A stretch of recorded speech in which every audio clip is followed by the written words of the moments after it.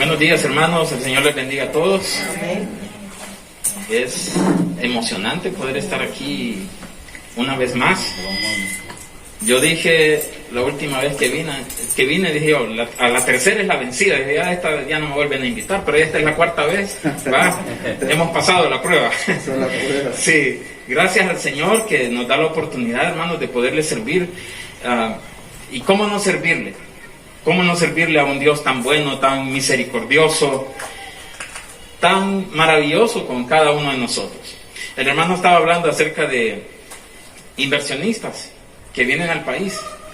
¿Sabe por qué vienen los inversionistas? Vienen porque ven una oportunidad de ganar. ¿Y sabe quién ha hecho la mayor inversión en usted y en mí? La vio Dios. E invirtió en nosotros, no porque podía ganar algo. Nosotros no teníamos nada que darle a Él. Absolutamente nada. Ninguno de nosotros acá tiene un mérito propio para que Dios diga, a este sí lo voy a salvar, porque este se lo merece. No. Él invirtió sabiendo que estábamos perdidos, ¿verdad? Y nos dio a su Hijo Jesucristo. Y por eso es que ahora podemos disfrutar de una nueva vida en el Señor. Por eso es que ahora podemos ver la vida desde una perspectiva bíblica diferente. Y eso pues es lo que nos anima, hermanos, realmente, para poder servirle al Señor en cada una de las diferentes áreas. Estaba pequeño yo cuando sonaba mucho un canto que decía, si inviertes tus valores cristianos en el banco del Señor, vas a recibir con creces increíbles intereses de amor. Vivirás en abundancia cuando veas las ganancias que te ofrece Dios, ¿verdad? Así es que es de bendición poder invertir en el ministerio, poder invertir en el Señor. A todos el Señor nos ha dotado de algún talento, de alguna habilidad, de algo que usted puede invertir para el Señor. No se lo quede, no se lo guarde, déselo al Señor, que el Señor bendice. Dice la Biblia que el Señor bendice al dador alegre. Muchas veces usamos esa expresión para la hora de las ofrendas, pero realmente no solamente dar al Señor trata de dinero, ¿verdad?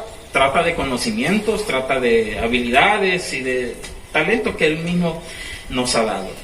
Pues bien, hermanos, esta mañana yo quiero hacer eco de un relato que Jesucristo menciona, y les voy a pedir que abran sus Biblias en el Evangelio según San Lucas, capítulo 16. Este es un relato que seguramente usted ha leído. Mire qué bonito el viento me ayuda a dar vuelta a las páginas. Lucas, capítulo 16, versículos del 19 al 31. El Señor Jesucristo muchas veces habló en parábolas, pero esto que vamos a leer a continuación no es una parábola, es una historia de la vida real que el Señor utilizó. Evangelio según San Lucas, capítulo 16, versículos del 19 al 31, dice así la palabra del Señor.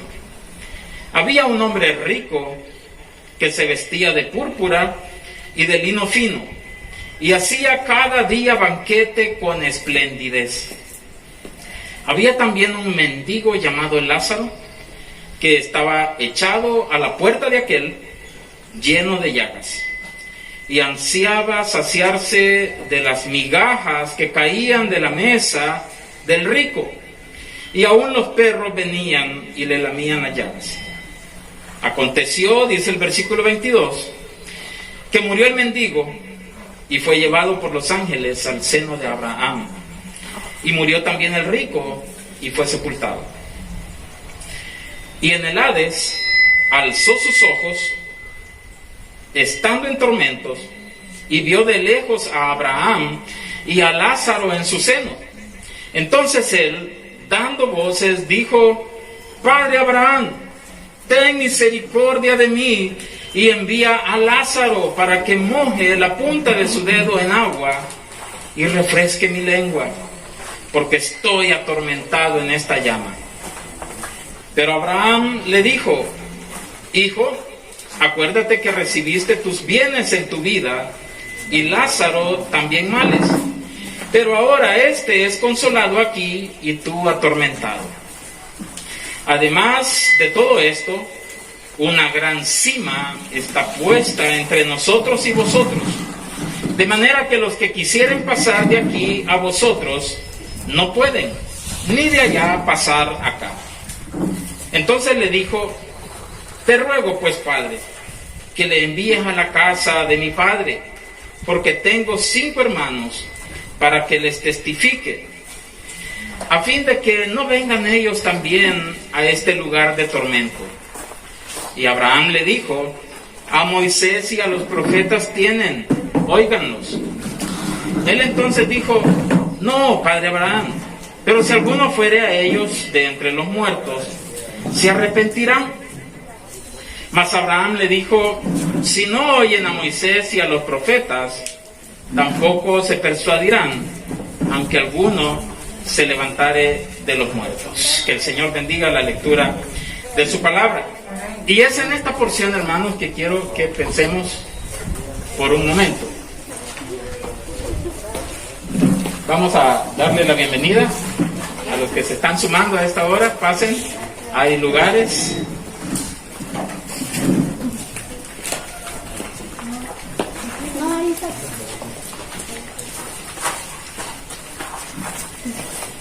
Estábamos recordando este relato que Jesucristo hizo en el capítulo 16 de Lucas, a partir del versículo 19. Jesucristo lo que está haciendo en esta ocasión es relatando la historia de 2 hombres de una forma única, como nadie más podría hacerlo. ¿Por qué digo eso? Porque usted y yo seguramente podemos contar historias de aquellos que ya se nos adelantaron a la eternidad. Pero las historias que usted y yo tenemos que contar acerca de ellos son del pasado. No conocemos su estado presente.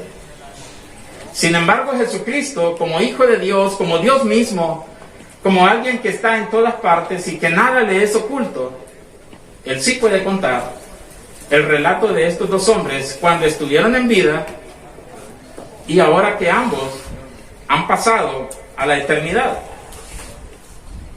Después de su muerte, Jesucristo está mostrando a estos 2 hombres desde el lado eterno, al que todos un día vamos a pasar. Esta es una historia de 2 hombres que vivieron satisfechos. ¿Por qué digo esto? Bueno, porque el mendigo vivió satisfecho con nada de este mundo, pero tenía a Dios. Mire, esta historia puede ser confusa. Algunos pueden pensar que las riquezas mandaron al infierno a este hombre y que la pobreza mandó al cielo al otro. Algunos pueden confundirse y pensar: las riquezas son malas, ¿verdad? Entonces mejor vivo pobre. No es ese el punto. El punto es: ¿a quién tiene usted en su vida hoy? Independientemente de que usted tenga recursos o no tenga nada. Veamos lo que dice Romanos 8, versículos 35 al 39. Vea lo que dice Romanos 8, 35 al 39. Dice: ¿quién nos separará del amor de Cristo? ¿Tribulación? ¿O angustia?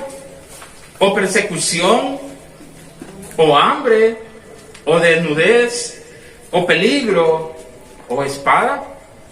Como está escrito: por causa de ti somos muertos todo el tiempo, somos contados como ovejas de matadero. Antes, en todas estas cosas somos más que vencedores por medio de aquel que nos amó. Por lo cual, dice la Escritura, estoy seguro de que ni la muerte, ni la vida, ni ángeles, ni principados, ni potestades, ni lo presente, ni lo porvenir, ni lo alto, ni lo profundo, ni ninguna otra cosa creada nos podrá separar del amor de Dios que es en Cristo Jesús, Señor nuestro. Amén. Amén. Qué increíble promesa para los que tenemos a Cristo en nuestra vida. Este hombre padeció hambre, padecía desnudez, este mendigo. No tenía nada de este mundo, pero pudo vivir satisfecho porque tenía a Cristo como Salvador de su alma. Ahora, por otro lado, también está el rico, quien también vivió satisfecho con todo de este mundo, pero sin Dios. ¿Qué pasa con las cosas del mundo? ¿Son para siempre? ¿O un día se acaban? Un día se acaban, por mucho que sea. Un día se termina. Y este hombre vivió con sus esperanzas puestas en las riquezas. ¿Y sabe por qué? Porque el pensar de los fariseos en aquellos tiempos, y todavía hoy en día se maneja ese pensamiento, el pensar de los fariseos era que si alguien tenía dinero, era porque Dios estaba con él. Y si alguien era un acabado, está bajo maldición. Entonces este hombre, dice la Escritura, que se vestía de púrpura y de lino fino. Este hombre usaba solo ropa y calzado de marca, ¿verdad? Nada de ropa comercial. Era un hombre con mucho dinero y además dice que hacía banquetes. ¿Ya ha visto usted esos banquetes que se dan en los grandes hoteles? No, hombre, o sea, cuando uno va a un buffet, es impresionante. Pues este hombre cada día celebraba banquete, dice el versículo 19 del capítulo 16 de Lucas, y lo hacía con esplendidez. Este hombre vivía bajo un formato religioso que lo llevó a confiar en sus riquezas e hizo a Dios a un lado. Vea lo que dice Marcos capítulo 8. Marcos capítulo 8, versículos 36 y 37. Dice así Marcos 8, 36 y 37. Porque ¿qué aprovechará al hombre si ganare todo el mundo y perdiere su alma? ¿O qué recompensa dará el hombre por su alma? ¿Habrá alguien que tenga tanto dinero que le pueda decir al Señor: Señor, ¿cuánto me cuesta una mansión en el cielo? Dame el número, ¿verdad? Que yo tengo aquí suficiente dinero. ¿Puede el dinero o las posesiones de este mundo garantizar la vida eterna? Y si pudiera, entonces ¿qué razón, qué motivo tuvo Cristo para venir y morir por nosotros? Si usted y yo con dinero podríamos comprar nuestra salvación. O aún quizás este hombre rico se consideraba una buena persona, porque quizás invitaba a sus amigos, a sus familiares a disfrutar de aquellos banquetes. Quizás él se consideraba una buena persona y pensaba que haciendo obras el Señor le iba a conceder la vida eterna. La Biblia dice que la salvación es por fe, no es por obras. Para que nadie, dice, se gloríe. ¿Qué quiere decir eso? Para que nadie aparezca diciendo, no, yo me gané el cielo porque yo le daba de comer a los hambrientos allá en las calles de San Miguel, ¿verdad? Yo me gané el cielo porque yo iba a los hospitales a darle consuelo a los enfermos o cualquier otra cosa que implique buenas obras. Si así fuera, una vez más, entonces ¿qué sentido tuvo que Cristo haya venido a dar su vida por nosotros? Mire, estos dos hombres estaban en un primer plano en vida. Y si algo todos acá tenemos en común es que un día nos vamos a morir. Y a mí me gusta cómo se describe ese momento en que estas dos personas partieron a la eternidad. Mire lo que dice el versículo 22 del capítulo 16 de Lucas. Aconteció, dice, que murió, ¿quién? Murió el mendigo.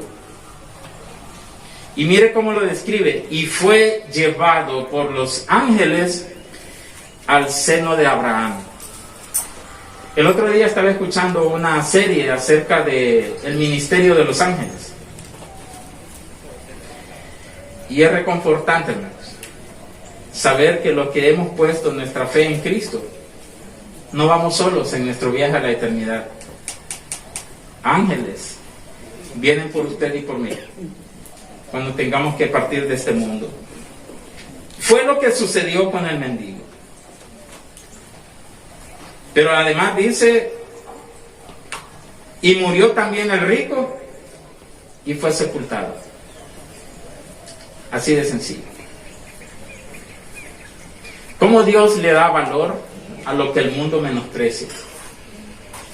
Y en la historia, ¿quién es el que tiene nombre? El Salmo. Es Lázaro, el mendigo.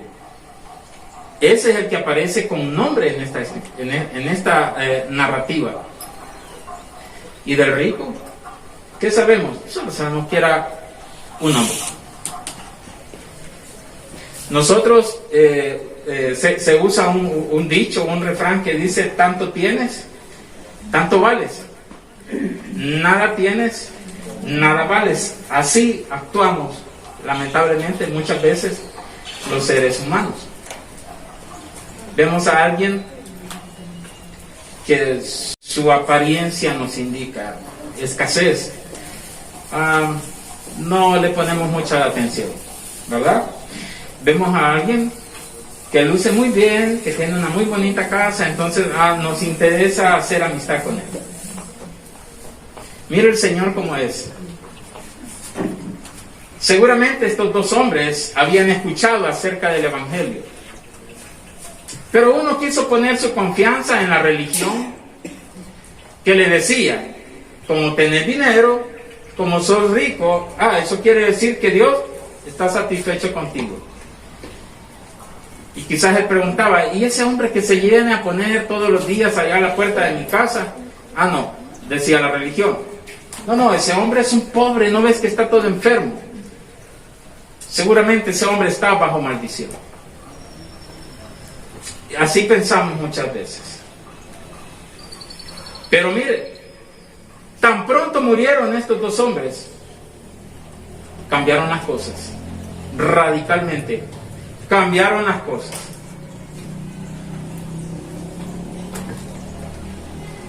Uno va a parar al seno de Abraham, va a parar al paraíso que el Señor ha preparado para todos aquellos que depositan su fe en Él. Pero el otro se ve inmediatamente envuelto en angustia, en desesperación, y entonces se acuerda y clama en oración. Vamos a ver, dice el versículo 27, el versículo 23, hablando acerca del rico. Y estando en el Hades, o sea, en el infierno, alzó sus ojos, vio hacia arriba, estando en tormentos, y vio de lejos a Abraham y a Lázaro en su seno. Entonces dice el versículo 24, él, dando voces, lo que significa es a gritos, le dice: Padre Abraham, ten misericordia de mí. Y envía a Lázaro para que moje la punta de su dedo en agua fría y refresque mi lengua. ¿Por qué? Porque estoy atormentado, dice, en esta llama. Mire, esta es una oración desde el infierno. Y de hecho ese es el título que yo le he puesto a este mensaje: una oración desde el infierno. Solemos menospreciar el ministerio de la oración.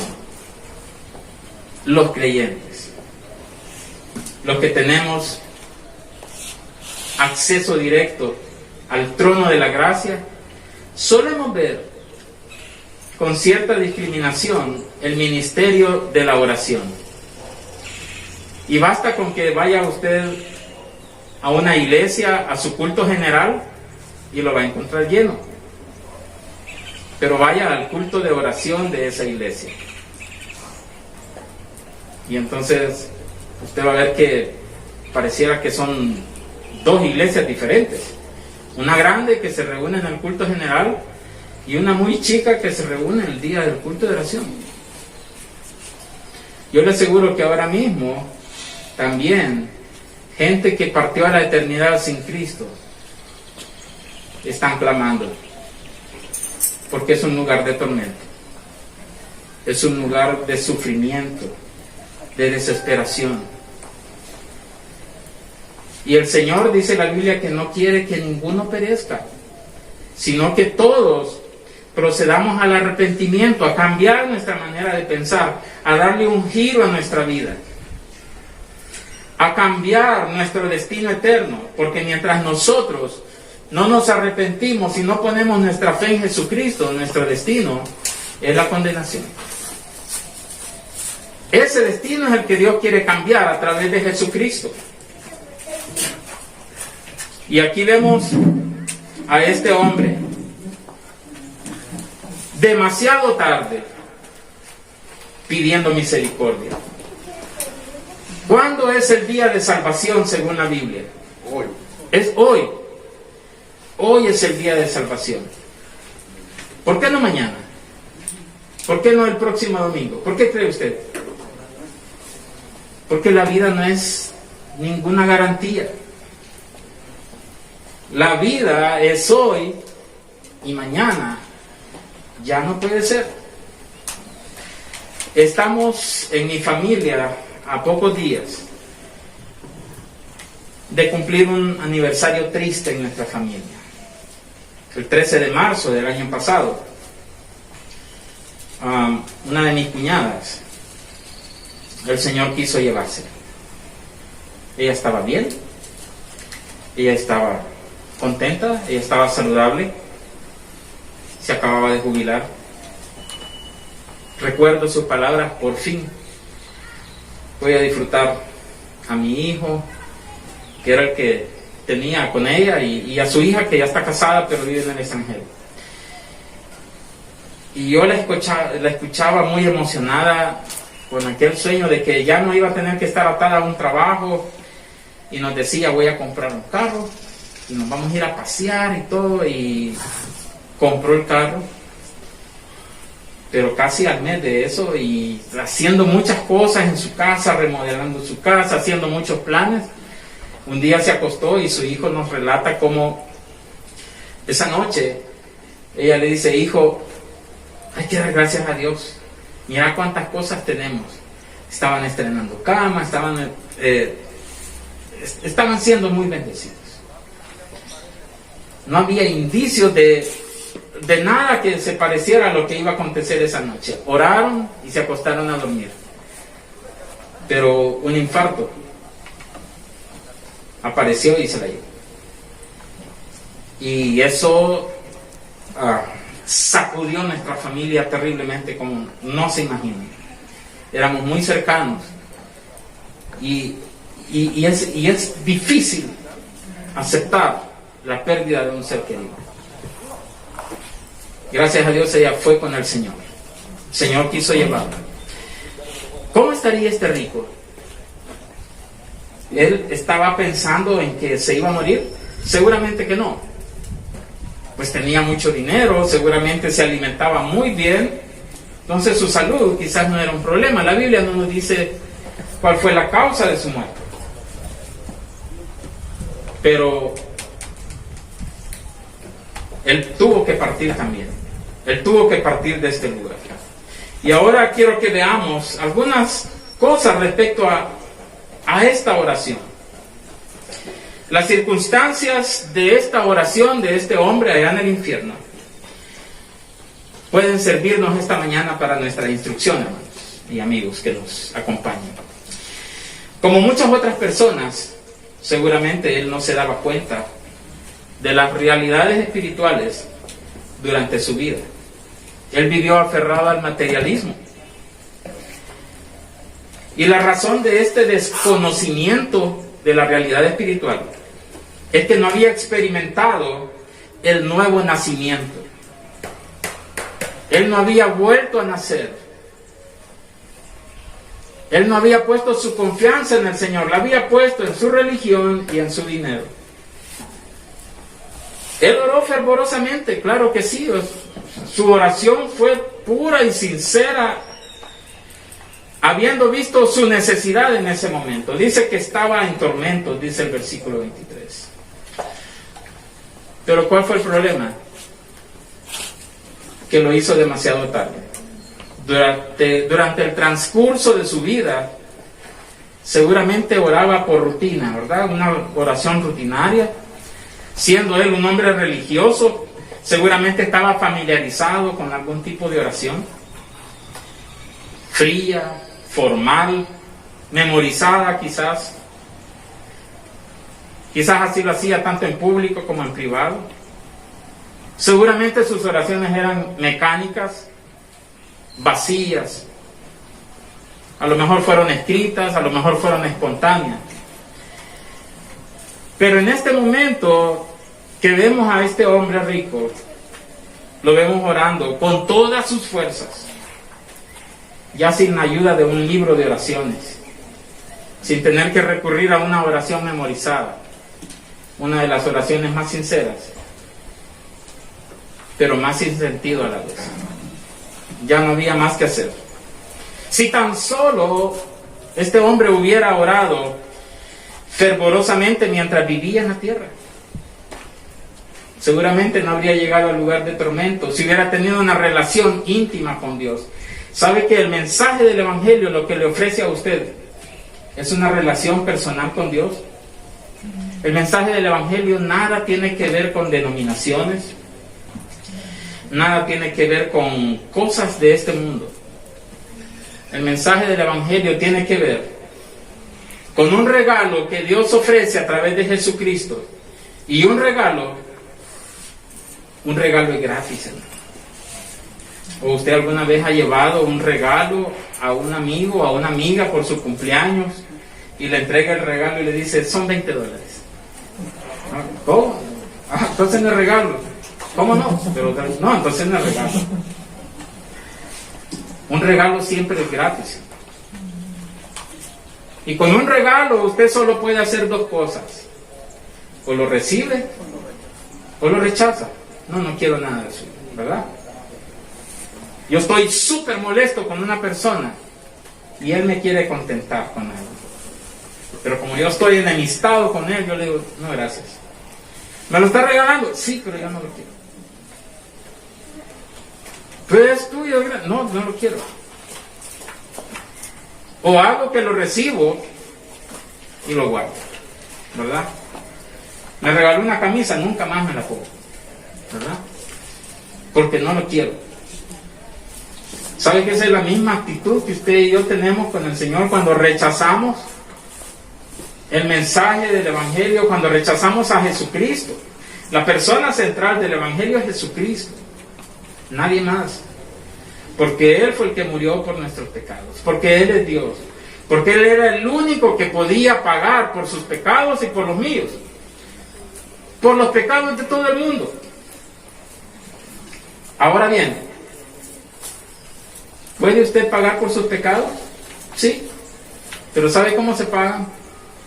Se pagan eternamente, separados de Dios, en un lugar de tormento que se llama infierno y que la Biblia lo describe como un lugar de tormento. O puede usted permitirle al Señor Jesucristo que pague por sus pecados, confiando en Él. ¿Qué hay que hacer? Confiar en Él, creer en Él. La Biblia nos dice que usted tiene que hacer ciertos ritos, o tiene que diezmar, o tiene que venir al templo, o que ya no se tiene que peinar así, o que ya no puede usar esto. La Biblia no habla nada de eso. La Biblia, cuando hace mención acerca de la salvación del hombre, habla acerca de la confianza que usted debe de poner en la obra de Cristo Jesús en el Calvario. Y confiar, mis hermanos y amigos, es descansar, tal y como usted lo está haciendo justamente en este momento en esa silla. ¿Sabe que para que usted esté sentado ahí, usted tuvo que poner fe en eso? ¿Verdad? Si usted no tuviera fe en esa silla, usted estuviera parado, quizás, ¿verdad? No lo digo por lo que están de pie, ¿verdad? Sino quizás usted diría, no creo que me aguante esa silla, mejor no me siento. Y sabe que muchas personas piensan que no, yo no creo que Jesucristo me pueda salvar, mejor me salvo yo mismo. Y me dedico a hacer obras. Y me dedico a ser buena gente. ¿Sabe que nadie va al cielo por buena gente? De hecho, los que vamos al cielo somos gente pecadora. Somos gente que está herida, que está rota por la misma vida, por el mismo pecado que habita en nosotros. Pero vamos al cielo porque Cristo nos abre las puertas al confiar en Él. Estando en tormentos, este hombre daba voces, gritaba. Él nunca había experimentado tanta agonía del alma y por lo tanto nunca había orado de esa manera. Algunos hemos conocido, acá en este lugar, algunos hemos conocido lo que es ser presionado en la vida. Si usted nunca se ha sentido presionado por la vida, tenga paciencia, que la vida tarde o temprano se pone complicada. Y los que ya hemos vivido algunos años, lo podemos decir con propiedad. Pero ¿sabe qué es lo hermoso de vivir estos tiempos agónicos de la vida? Es vivirlos en Cristo. Porque yo no he conocido al Señor tanto como lo he conocido en mis peores batallas. Porque cuando todo iba bien, yo conocía a un Cristo que me habían contado cómo era. Que era milagroso, que era poderoso, que era misericordioso. Pero yo apenas estaba empezando a vivir, no pasaba nada. Pero cuando empezaron a correr los años y empezaron a presentarse situaciones hostiles, difíciles, entonces vi a Dios aparecerse en escenarios donde uno ya dice, ¿y ahora qué hago? O sea, no tengo a nadie quien me ayude. Y entonces se acuerda uno, le voy a pedir a Dios que me ayude, porque el conecte aquel que tenía, el trabajo aquel que tenía, mi amigo aquel que tenía, y empieza todo a aparecer en tiempo futuro, en tiempo pasado. En ese momento ya no está. ¿Y sabe quién es el único que está ahí? Es Dios. El salmista David en el Salmo 116, versículo 3, él expresa una situación bien difícil. Dice, me rodearon ligaduras de muerte, me encontraron las angustias del Seol. Angustia y dolor había yo hallado. Imagínense un hombre como David, conforme al corazón de Dios, expresarse de esa manera. Es porque a todos, tarde o temprano, nos toca pasar situaciones difíciles. ¿Qué tal si todos experimentáramos tal angustia y tristeza de corazón como la que vivió este hombre allá en el infierno mientras vivimos aquí? Quizás pudiéramos entonces volver nuestra mirada al cielo. Pero sabe que ninguna situación terrenal, por difícil que sea, ninguna situación terrenal puede llevarlo a la misma presencia de Dios si no es a través de Jesucristo. Fíjense que yo me equivoqué con esto de la pandemia. Yo pensé que íbamos a ver a muchas almas venir al Señor. Yo pensé, vaya, hoy sí vamos a ver de rodillas a aquellos que pensaban que eran superpoderosos. Pero la pandemia no hizo nada más que desnudar nuestra miseria espiritual. Pero también la pandemia nos vuelve a recordar que el único mensaje de salvación es el Evangelio. Pueden pasar 1000 pestes por la tierra, pero lo único que puede convertir a una persona es Jesucristo, a través de su Espíritu Santo, que es el que hoy disfrutamos, que es el que hoy se mueve, que es el que hoy nos redarguye, el que nos anima también. La gran mayoría de personas, y me incluyo yo, estamos muy satisfechos quizás, y estamos quizás muy cómodos, orando como lo hacía el rico. ¿Verdad? Vamos para el trabajo, Señor, ayúdame, ahorita voy para afuera, porque ya vamos preciso ya. No, ya es tarde, ya es hora de entrar, no tengo tiempo para orar, así que hacemos una oración así, ¿verdad? Como tipo trabalengua, amén, vámonos, ¿verdad? Es tarde. Y en la noche, a la hora de cansado, Señor, dame una noche tranquila en el nombre de Jesús, amén. A eso se limitan muchas veces nuestras oraciones, porque hemos llegado a un nivel de comodidad, que asusta, que preocupa. Pero Cristo siempre está a la puerta del creyente, tocando. Él quiere que le incluyamos en nuestras vidas como creyentes. Y si usted no ha puesto su confianza en Cristo, seguramente que el Señor quiere tener una relación personal, de amistad con usted. Seguramente que Él quiere ser su Salvador también. Él quiere. La pregunta es, ¿y usted quiere? ¿Y usted quiere ser salvo? ¿Y usted quiere recibir ese regalo de salvación que se encuentra en la persona de Jesucristo? No mirando su situación actual, porque ya vimos a Lázaro, al mendigo. Quizás él tenía muchas cosas de qué quejarse. Quizás él pudo haber reprochado al Señor: ¿y por qué me tienes en esta pobreza? ¿Y por qué me tienes enfermo? ¿Y por qué me tienes en esta miseria, teniendo que estar deseando las migajas que se caen de la mesa del rico? Y no he puesto mi confianza en ti, Señor. ¿Y por qué no me levantas? ¿Y cuántas cosas no podría haber dicho este hombre? Como las que nosotros decimos muchas veces, ¿verdad? Que le reclamamos al Señor. Cuando mi cuñada partió, pasó por mi mente: ¿por qué, Señor? ¿Por qué tenía que irse mi cuñada cuando todo esto estaba a punto de empezar ella una vida tranquila?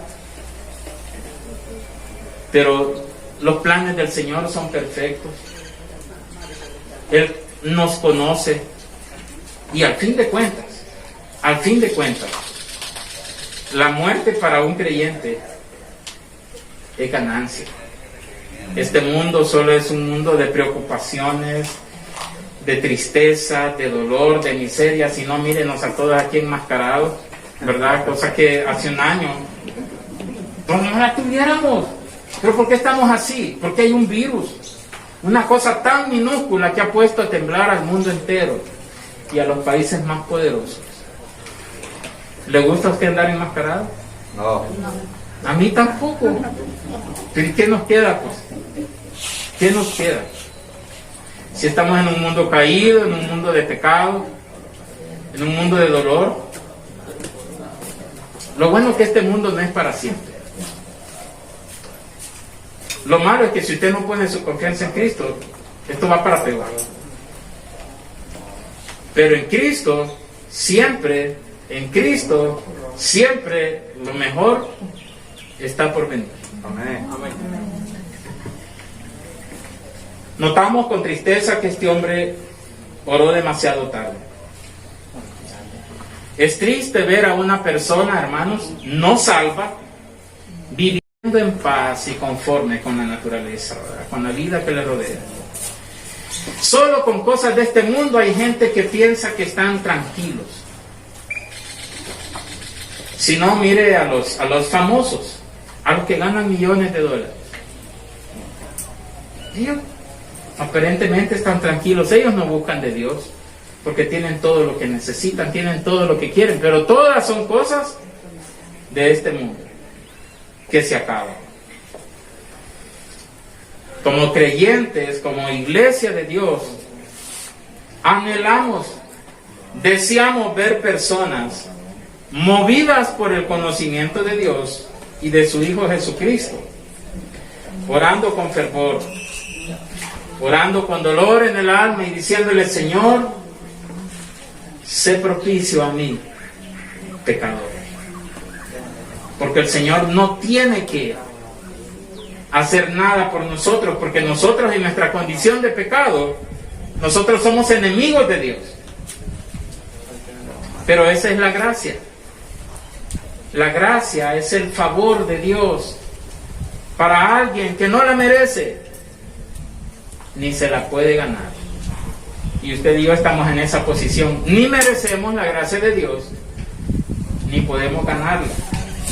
Pero ese es el favor de Dios, esa es la gracia de Dios para con nosotros. Esta oración de misericordia pidiendo el favor de Dios debe ser hecha mientras hay tiempo. Y ahora hay tiempo. Hoy es el tiempo en que usted puede decirle al Señor: Señor, me he dado cuenta que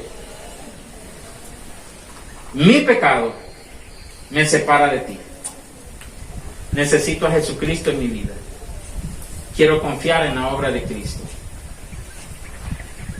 Quiero vivir el resto de mi vida buscando al Señor, ahora mientras puede ser hallado.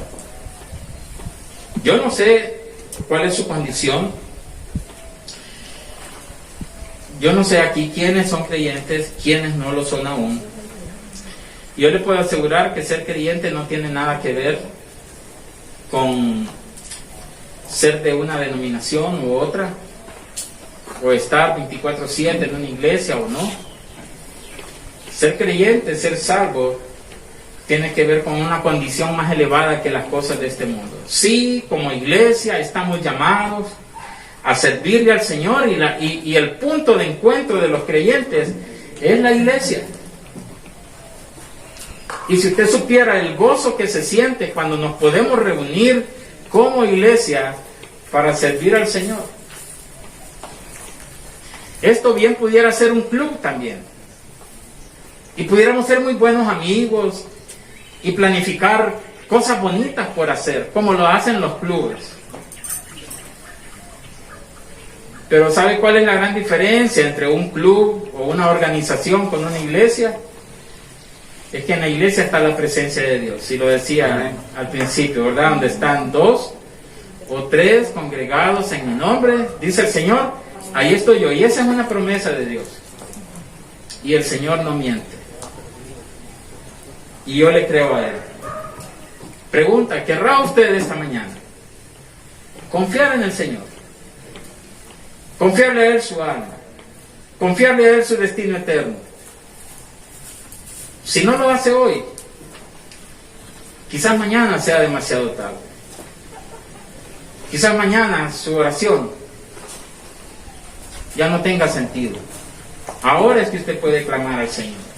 Le voy a invitar a que oremos. Amado Dios, estamos delante de ti esta mañana, Señor, considerando nuestra condición, Señor, espiritual. Señor, tú que nos conoces mejor que nadie, tú nos conoces mejor que nosotros mismos nos conocemos.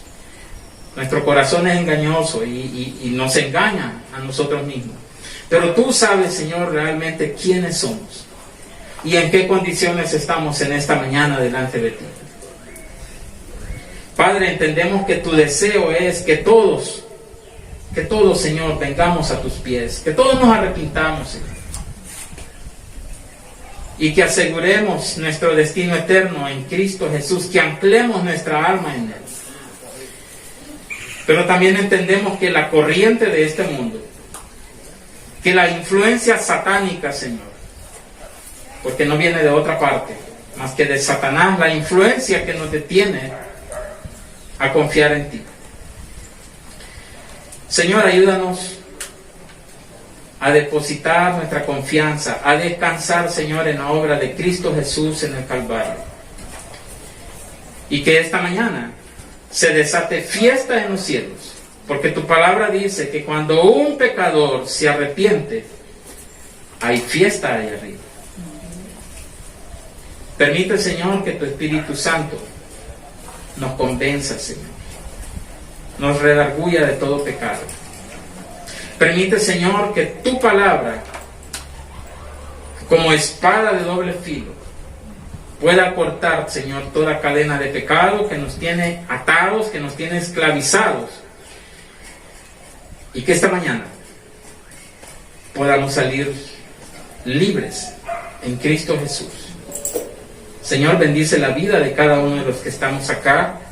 Te damos gracias por tu palabra. Te damos gracias por tu Espíritu Santo también en este lugar. Te damos gracias por tu obra acá en la tierra, Señor, a través de la iglesia que se mueve por cada rincón del mundo. Y en esta ocasión, Señor, a través de esta iglesia, como la escuchábamos, naciente, con 1 año apenas, pero Señor, es una iglesia muy pujante, muy fuerte, porque tú estás respaldando, Señor, este ministerio. Bendice al pastor, a los líderes, a los miembros de esta congregación, Señor. Y permite que aquí, Señor, se siga levantando la luz de Jesús, la luz de Cristo, que alumbra, Señor, los corazones. Padre, permite, Señor, que esta mañana puedan haber entre nosotros confesiones de fe y que podamos, Señor, recibirles en la familia del Señor como una sola familia, como hermanos, Señor. Como tú oraste por tu iglesia, Señor, para que seamos uno, así como tú y el Padre son. Gracias te damos por este tiempo en que hemos podido alabarte y en que podemos escuchar tu palabra. Y bendícenos siempre. Te lo suplicamos en el poderoso nombre de Cristo Jesús, nuestro Señor y Salvador.